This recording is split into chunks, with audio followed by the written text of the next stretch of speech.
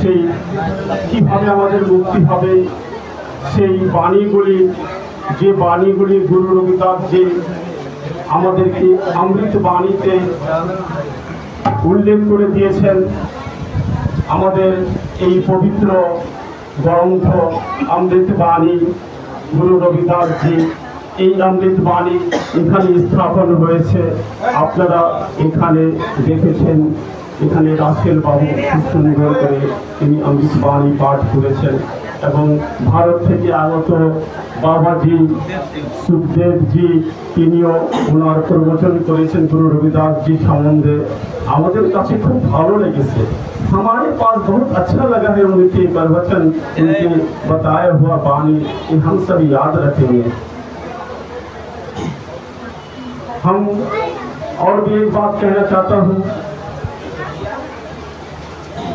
जो सुखदेव साहब जी हमारे इस प्रोग्राम में आकर इसका ऐसा रौनक चमका दिए हैं, तो और भी आकर्षण करके रखे हैं। तो हमारे रविदासिया, बांग्लादेश के रविदासिया की ओर से उनको बहुत बहुत बधाई देता हूँ। और सबसे बड़ा बात है कि गुरु रविदास जी का जिला मोमिन सिंह का जितने भी हमारे रविदासिया भाइयों लोग हैं, बहनों लोग हैं एवं वयोज्येष्ठ संत महंत जितने भी नेता यहाँ आए हैं विभिन्न जगह से, उन सबको हम मुबारकबाद देता हूँ, बधाई देता हूँ कि इस अनुष्ठान में आकर हमारे इस अनुष्ठान के सफल की तरफ ले जा रहे हैं। और बहुत अच्छा लगा है कि हमारे रविदासिया समाज की नहीं, ये धर्म खाली रविदासिया समाज के नहीं, अर्थात এই ধর্মটি রবিদাস সমাজের জন্য নয়, সারা বিশ্বের মানব জাতির জন্য।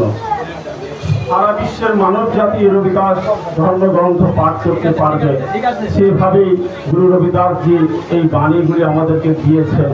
তো যাই হোক, আমি এখন গুরু রবিদাস জির জীবনীর দিকে চলে যাচ্ছি।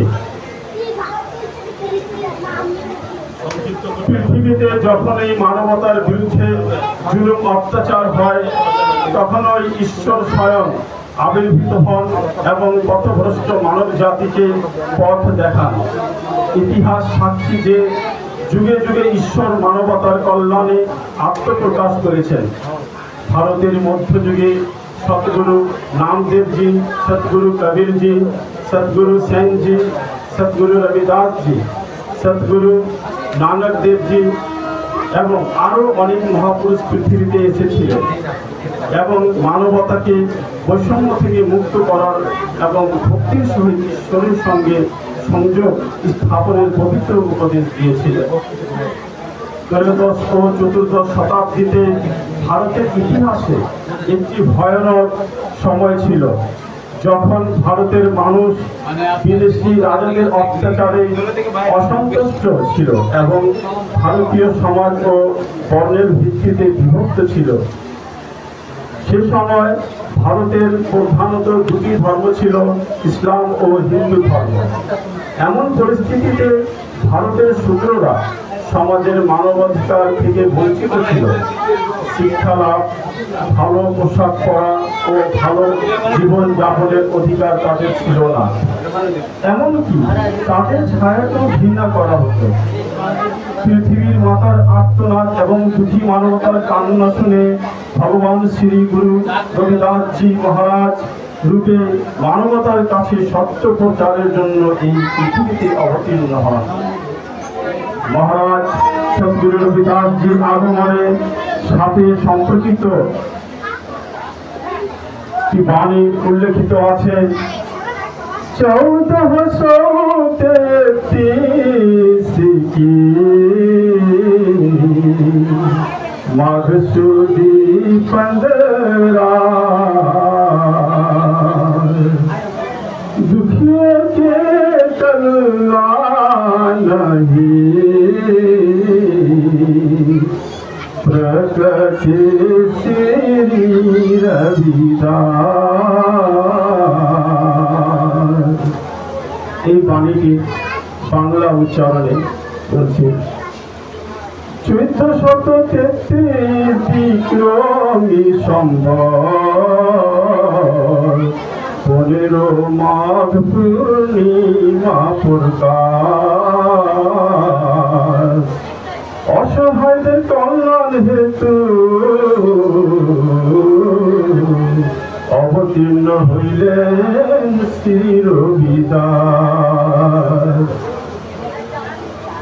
গুরুজি 15 মাঘ পূর্ণিমা তিথি সম্বৎ 1433 1377 খ্রিস্টাব্দ পিতা সন্তোষ দাসজি ও মাতা কলসী দেবীজি পবিত্র গর্ভ হইতে শ্রী গোবর্ধনপুর গ্রামের দুঃখী মানুষের কল্যাণ হেতু ভারতবর্ষের বিখ্যাত শহর বারাণসীতে আগমন হয়।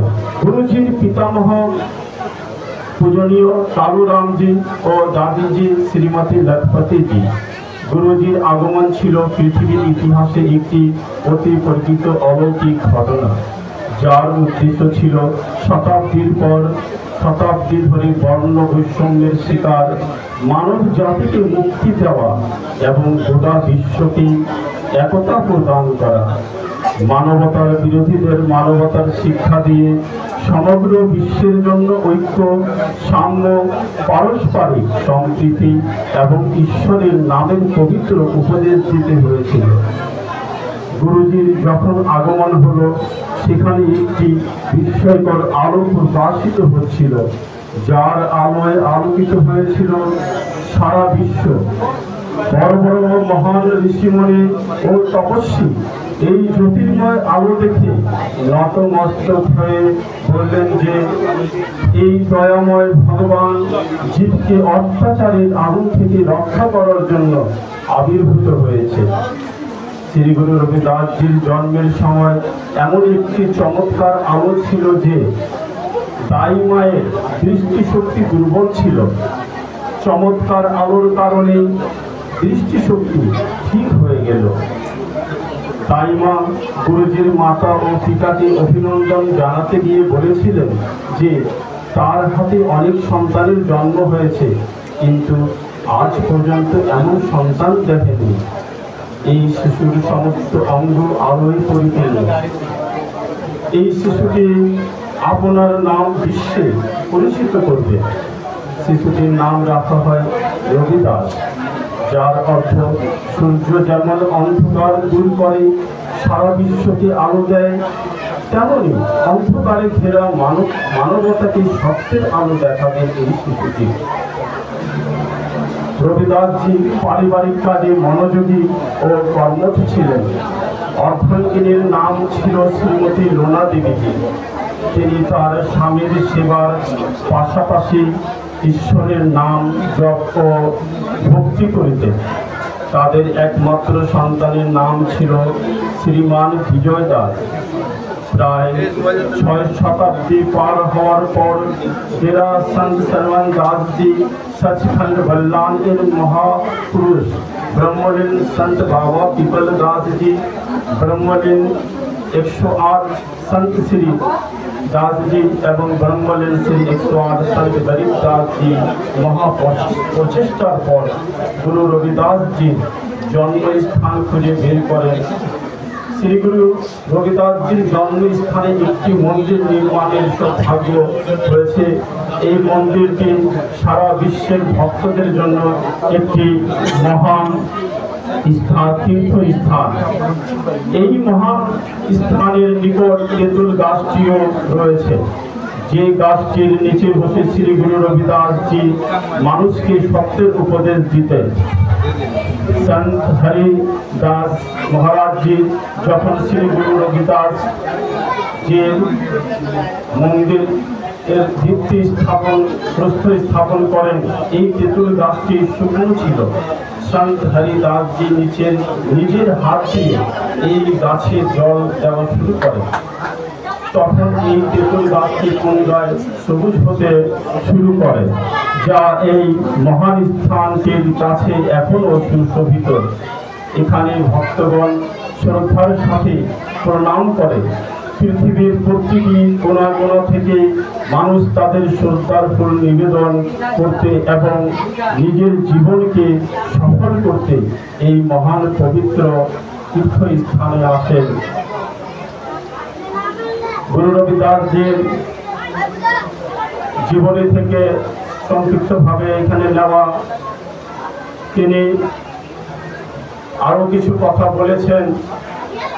কিছুক্ষণ আগে আমাদের রাজশাহী থেকে লিটন দাদা এসে বেগমপুরা শহরের কথা তিনি বলেছেন, এখানে আমি বাণীযুক্তভাবে বলতে চাই। রবিদাস जो है बेगमपुरा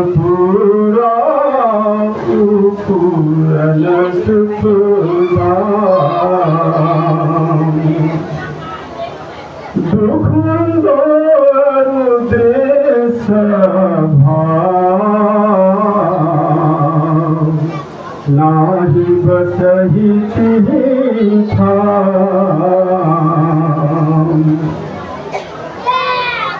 তার অর্থ হচ্ছে সদ্গুরু রবিদাস মহারাজজি বলছেন যে যখন কোনো জীব ভগবানকে মনে প্রাণে জপ ও স্মরণ করে প্রভুর সাথে লীন হয়ে যায়, সেই স্থানটি বেগমপুরা, যেখানে পৌঁছালে প্রতিটি জীব দুঃখ কষ্ট হইতে মুক্তি বা মোক্ষ লাভ করে। সেখানে মানুষ ঈশ্বরের আনন্দময় সুখ লাভ করে, যেখানে কোনো দুঃখ শোক ও বিদ্বেষ থাকে না। তার দ্বিতীয় অর্থ, সদ্গুরু রবিদাস মহারাজজি সমগ্র বিশ্বে বেগমপুরা শহর প্রতিষ্ঠার পবিত্র সংকল্প দিয়েছেন, যেখানে বসবাসকারী প্রতিটি জীব ভেদভাব দুঃখ কষ্ট হইতে মুক্ত এবং সকল জীবের জন্য পরিপূর্ণ সুখের স্থান, যেখানে কাউকে ভেদভাব দুঃখ শোক ও বৈষম্যের সম্মুখীন এবং দ্বিতীয় শ্রেণীর নাগরিক হিসেবে বিবেচিত হবে না। এখানে যেহেতু সময় সংক্ষেপ, এখানে আরো অনেকে আছেন।